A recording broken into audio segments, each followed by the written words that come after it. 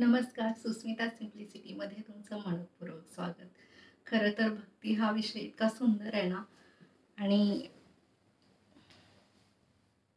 या इतक्या सुंदर विषयावरती आपण बोलायचं आहे.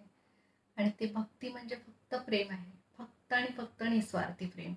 ते फक्त आपण परमेश्वरावरच करू शकतो, दुसऱ्या कोणावर नाही आहे.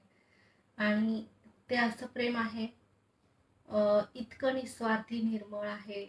आणि कुठलीही गोष्ट आपल्याला माहीत नसते तरी पण आपण त्याच्यावर विश्वास ठेवतो, की जे काय होईल शेवटी, कितीही दुःख येऊ दे, किती संकट येऊ देत, पण तरी सुद्धा असा एक आतून विश्वास असतो आपल्याला, की नाही, जे होईल ते परमेश्वराच्या आशीर्वादानं, जे काही आपल्या आयुष्यात घडतील गोष्टी ते परमेश्वराच्या आशीर्वादानं.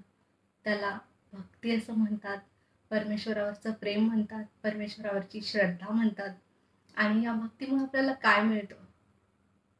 तर भक्तीमुळे आपल्याला ज्ञान मिळतं, युक्ती मिळते, शक्ती मिळते आणि मुक्ती सुद्धा मिळते. म्हणजे संपूर्ण जीवनाचं सार या भक्तिप्रेमात लपलेलं आहे.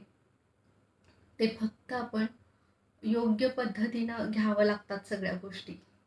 भक्तीमध्ये गुरफटून न जाता त्यातून ज्ञान घेणं, ज्ञानमातेला शोधणं आणि परमेश्वरावर अगदी शेवटच्या क्षणापर्यंत तितकंच निस्वार्थी प्रेम करत राहणं, हा भाव जो आहे तो जमला पाहिजे. म्हणजे सहज अध्यात्म माणसाला जमत असतं. आणि ज्याला ही युक्ती कळलेली आहे त्याला तो शेवटपर्यंत भक्तीच्या प्रेमात असतो. आणि भक्तीचं प्रेम हे आपल्याला खूप आशीर्वाद देतं, खूप आशीर्वाद देतं. तो आशीर्वाद अजिबात मोजता येत नाही.